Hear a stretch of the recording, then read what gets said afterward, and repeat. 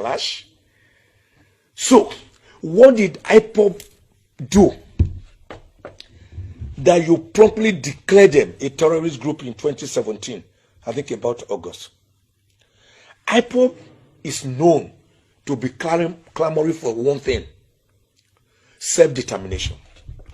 Self-determination is a right recognized by the United Nations Declaration of Human Rights of 1948. It is recognized by the African Charter on Human and People's Rights. It is recognized by the European Convention on Human Rights. It is recognized by the American Intergovernmental Convention on Human Rights. Excuse me. It is recognized by the Indigenous People's Rights Instrument. It is recognized by the civilized world that where a people feel they are suffocating under a particular system, like the Nigerian system, which they call federalism, which is actually unitary, they have a right to seek for self-determination. Whoever knew that USSR, the former Union of Soviet Socialist Republic, will break up into smithereens, into about 15 independent nations. Eritrea and Ethiopia used to be one country. Today they are two sovereign countries. Sudan and Southern Sudan used to be one country. Today they are separate countries. India, Pakistan, and Bangladesh used to be one country. Today they are separate countries. So you cannot say a people cannot seek for self-determination if the system under which they are presently being held together, being coupled together forcibly, is no longer working, or is now asphyxiating, or is hemorrhaging, or is suffocating. They can seek for self-determination. That is all that IPOB has been saying. And we all see IPOB. We see them moving on the streets, blowing whistle, wearing beret, singing, dancing, with clubs. How does that make them a terrorist group? The military high command in 2017 first quickly came out before the formal proscription through the office of the Attorney General under Section 2 of the Terrorism Prevention Act of 2011 that IPOB was hereby banned. And what was the offenses? According to the military high command, you can Google it by yourself. Said they were carrying clubs, they were throwing pebbles and stones, and that they seized a rifle from a female military officer and 2 rifles from other military officer. That was why they declared them terrorist group. But Boko Haram, that has been ravaging Nigeria, killing Nigerians in their homes, on the streets, in the markets, in churches, in mosques, bombing. You have not declared them terrorist groups specifically. Boko Haram, that is occupying swaths of land in the northern part of Nigeria, particularly in the northeast, controlling many local government areas, with the governor crying out, controlling many local government areas in Niger State, with the governor crying out. Boko Haram, that now give passes, set up their own government, and impose taxes on the indigenes, that they must pay tax, and they must pay certain tithes and certain dues, and with a pass before they can pass, because they can go somewhere. You haven't seen such a group that is challenging your sovereignty and your suzerainty, challenging your legitimacy as a terrorist group. That is double speak by this government, and it is this kind of double speak, this kind of self-contradiction, that the insecurity is still festering and ravaging. You need to do things holistically, using the same rule. Not rule of law for some people, and then rule of the thumb for others. It cannot work. A group is challenging your legitimacy, making your state look like a failed state. And one of the greatest indices of a failed state, apart from grinding poverty, which we're already in, being the poverty capital of the world, having overtaken India, apart from corruption, monumental corruption, which we're already in, being rated by Transparency International, under the Transparency Anti-Corruption Perception Index in 2022, as the number 149 out of 180 countries in the world, most corrupt, and the second most corrupt country in West Africa. Those ones are already there as indices of a failed or failing state. But one of the greatest indices of a failed state is when non-state actors like Boko Haram, like armed bandits, like kidnappers, begin to challenge the supremacy of legitimate government, dictating the pace in terms of violence, infliction of violence, in terms of control of instruments, of coercion, of violence. That is a failed state. You don't need any other definition. And that is going on in Nigeria, where Boko Haram and armed bandits will attack the very institution of defense, the Nigerian Defense Academy, and take away some officers, killing one of them.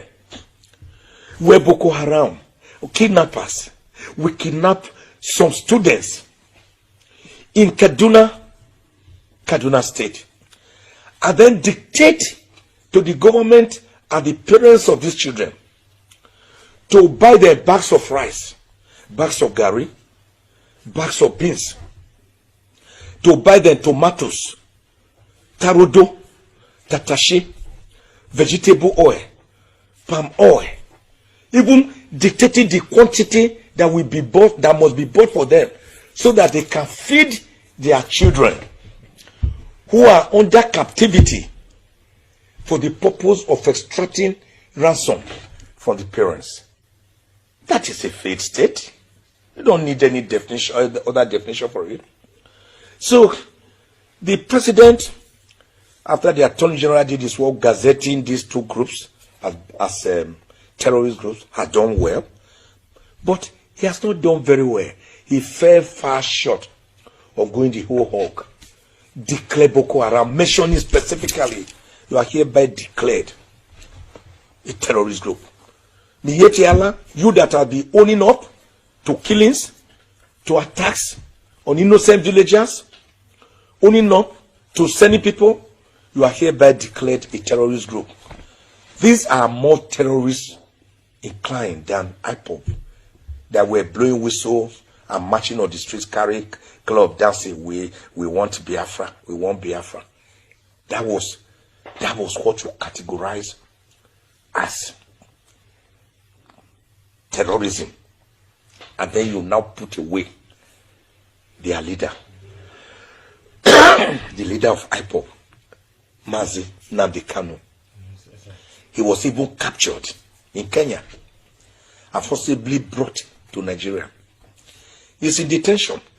When Nigerians, this government particularly, I need to drum it to the ears of this government. Because with all respect, this government appears dumb, and it appears numb, and it appears deaf, and it appears blind. Let me drive it home. When the time of an idea has come, you can't stop it. Adaka Boro was killed for an idea. That did not stop the agitation in the Niger Delta. Kensaru Wiwa was murdered, judicial murder, for an idea. That did not stop the crisis in the Niger Delta. Igboho is kept away, I think somewhere in Republic of Benin. That has not stopped the Yorubas in their agitation for self-determination. The Igbos that want self-determination, which has been spearheaded by IPOB, which I've already shown is a non-violent organization. And the man is kept in prison. Even with him being in prison, the people obey his orders and his instructions. If he say don't go to the market, all the markets in the southeast are shut down. If he say you may now go, they all go. No government can give those directives, and they are obeyed. It shows that that young man in detention is not compelling or forcing the people. Rather, the people are merely galvanized for an idea that they believe in. If they do not believe, and he says sit at home, all of them will say go to hell. In fact, for that reason alone, they will say, since he has told us to sit at home, it is today we will all now go out. Anybody knows that the average Igbo man is independent-minded and is highly Republican. That you cannot force things on him or her. But for them to follow that man in incarceration, that shows that it is an idea that he's fighting for, that they believe in, trying to say that we are not that dot in the large cycle as seen by Mr. President. So my honest advice to Mr. President and his advisors is to say, seek a political solution to this Nnamdi Kanu matter. I agree with the president in his interview when he said he cannot interfere with the judicial process. I do agree. He should not be seen to interfere with the judicial process. I score him very highly there. But then, we also know that there are political solutions to issues that are festering, that are not going away. You cannot treat a serious ailment like leprosy with medicine meant for eczema. So you must have to square up to it. Have we not seen cases where an attorney general under section 174 of the Constitution enter a nolle prosequi by saying this crime should no longer be prosecuted, release the person, let him go and sin no more? That is a political solution. That does not mean that the president would have interfered with the judicial process, because the right person to do it, the Attorney General of the Federation, under sections 150 and 174 of the Constitution, has done his own job after taking instructions from Mr. President. It is not by Mr. President going to the court to tell the judge, Justice Binta Nyako, and say, hello, hands off this matter. Don't try it. No. So he is right to say cannot be seen to interfere with the judicial process. I score him very highly there. But Mr. President, sir, you can do it politically by instructing the Attorney General of the Federation, who is also your Minister of Justice, to say, enter a nolle prosequi. We want this matter settled. This agitation should go away. These are my children. The Igbo people are part and parcel of this country. They are not a dot in the cycle. They are not the 3 over 95% voters. Whether they voted for you or not, the important thing is that you won your elections. The day you won your elections, you became president of the Federal Republic of Nigeria. Not president of some aspects, against some aspects, or minus some aspects, or excluding some aspects. That is where Mr. President is missing it.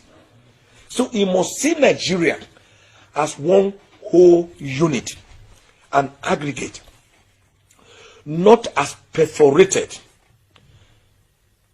He must see Nigeria as that Dolly Parton's coat of many colors, linguistically different,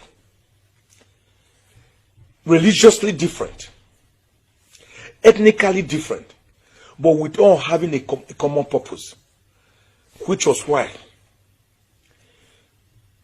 some people blamed, or some people did not think Ahmadu Bellow did well when he said in 1942, during the debate in the Hansa, that Nigeria was a piece of historical mistake. I wrote in this book, written in 1948, also saw Nigeria as a piece of geographical expression. That there are no Nigerians, in the true sense that there are Irish people, or the Scottish people, or the English people. He was right. That was why when Zik, during the independence agitation, told Ahmadu Bello, the Sardauna of Sokoto, who later became the premier of Northern Region, while Zik became premier of Eastern Region. He said, Zik told Ahmadu Bello, we should forget our differences. Ahmadu Bello gave him the right answer. He said, no. Nnamdi Azikiwe, we should not forget our differences. We should recognize our differences. That you are an Igbo man and a Christian. That I'm a Fulani and a Muslim. But that these are differences, having recognized them, we should now decide to work towards the same goal. It's called the bull's eye. Are we doing that today? Is the presidency promoting that unity, that unison that we ought to see when 97% or more of the entire security apparatus of the country is made up of one section of the country, one religion, thus making you prebendalistic, chronistic, sectionalistic, using favoritism and rule and divide tactics? Can't Mr. President see that the country is bleeding, is hemorrhaging, and that we are actually following, ironically and unfortunately, the social theory of Claude Ake and other eggheads like him, that Nigeria is operating a disarticulate economy where we produce what we do not consume and consume what we do not produce? Can't Mr. President see that? Didn't Mr. President and others, the leaders, the leading lights of APC, were they not on the streets in January 2012 in Operation Close Down Nigeria in Abuja and Lagos and Ibadan and Osogbo over removal of oil subsidy? Because they said the Jonathan government was lying, that there was nothing like subsidy on oil, and that in any case, if there was subsidy, it was only benefiting the few, but that they should not remove it. They demonstrated. Jonathan had increased the fuel price to, I think, about 100 naira, and then that forced him to bring it to 97 from about 88 naira per liter. This government has already increased the pump price of fuel on about 2 occasions. Today is about 165 naira. They are still threatening. They are now calling it final removal of subsidy. And I asked the question, which subsidy? The one you said was not there in January 2012? So we have to be interrogative. We must challenge authority. We must speak truth to authority. We must challenge impunity. We have to ask APC and Mr. President, you promised us that the naira will change at 1 naira to $1 when you become president. You met it at between 170 and 180 naira per the dollar. Today in the black market, the naira is 558 and 559 naira, and still counting to the dollar. In the government official rate is over 400. You met it at about 180 maximum. You told us that you will lead from the front as a retired military general, and that you will crush Boko Haram within 3 months of your coming to power. 6.5 years later and more, are still counting. Boko Haram is waxing stronger and stronger. So you failed on that in this. Then you told us you will wipe out corruption. But today, corruption is trotting about like a proud peacock. Where under Jonathan, Yaradua, and Obasanjo, corruption was democratized, allowing the sit-down syndrome, allowing everybody to still eat and chop. Today, corruption has been privatized.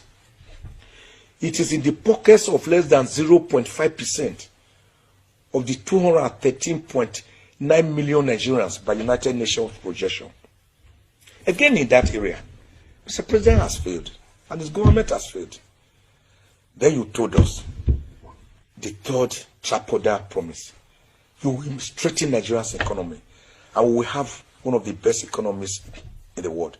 Mr. President, sir, in 2015, you made the Nigerian economy rebased by the World Bank and the IMF at over $500 billion. Nigeria overtook South Africa and made South Africa to become second. Nigeria became the 7th fastest growing economy in the world. Mr. President, sir, today, Nigeria is number 149 out of 180 most corrupt countries in the world, as observed by Transparency International in their Anti-Corruption Perception Index. And Nigeria is the second most corrupt country in West Africa. Again, Mr. President, sir, with all respect, you have again failed in that area. So, sir, what do we do? You still have approximately 1.5 years to do some magic, some miracle. Great presidents are known in times of difficulties. Harry Truman, David Eisenhower, John F. Kennedy, Abraham Lincoln, the man who on the 19th of November 1863, at his Gettysburg Declaration in Delaware, defined democracy as government of the people, by the people, and for the people. Winston Churchill is remembered today for his role during the Second World War. So he becomes immortal, imperishable in the hearts of the Britons. Martin Luther King Jr., a young man, took up the challenge where Rosa Parks stopped. Rosa Parks had been told to vacate her seat for some white people at Montgomery in Alabama, in the United States of America. All the seats reserved for whites had been occupied. The only few ones remaining at the back, near the toilet, were for the blacks. And some whites came and said, vacate your seat. She said, no, I'm too tired. I will not be able. I will not do so. They dragged her up, threw her out, and that started the civil rights movement that swept across America. And Martin Luther King Jr. took it up from there. He walked. So there is a saying that where Rosa Parks sat, Martin Luther King Jr. walked so that Obama could run. Obama has run so that our children can fly. So great leaders are not given to damage assessment or lamentations. When Obama ascended America's presidency in January 2009, he did not go into the books of lamentation as to how President Bush Jr. had taken America virtually into recession. Everybody knew it. But he just started, focused, with his eye on the ball. Started Obamacare. The Republicans were even fighting him not to succeed, while the Democrats were fully with him. There was no lacrimal effusion. There was no tears, tearing up. He squared up to the job because he asked for the job. Joe Biden defeated Donald Trump before he was sworn in January 2021. He had already assembled virtually the entire cabinet. So he hit the ground running. But we saw this government, which was never prepared for governance. They were rather prepared for the bamboo being soaked in his blood. For violence, that's the major participants. Then God touched the heart of that great African Democrat, President, Dr.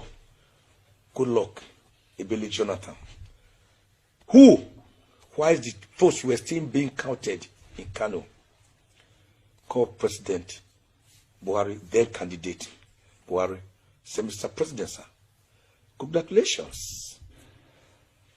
The president could not believe it. God bless President Buhari, because on 3 occasions at least I've watched him say it, that Jonathan shocked him and surprised him. That what he did, not many people in the world can ever do that. So he congratulated Mr. President. The power you wanted, you couldn't get it in 2003. You failed in 2007. You cried in 2011 after leave, saying that you will never campaign again. But somehow, there was a coalition of forces, different political parties, cobbled together to drive away the PDP from power. And you won. Because they were not prepared for governance. That was why 6 months later, it took up to 6 months before they could assemble a mere cabinet of ministers, with many of them non-performing ministers. So, Mr. President, sir, when the going gets tough, only the tough gets going. Trying times are what bring out the best in leaders, quality leaders. Don't lament over the past. No, sir. History beckons on you to put your name into the pantheon of heroes that govern Nigeria.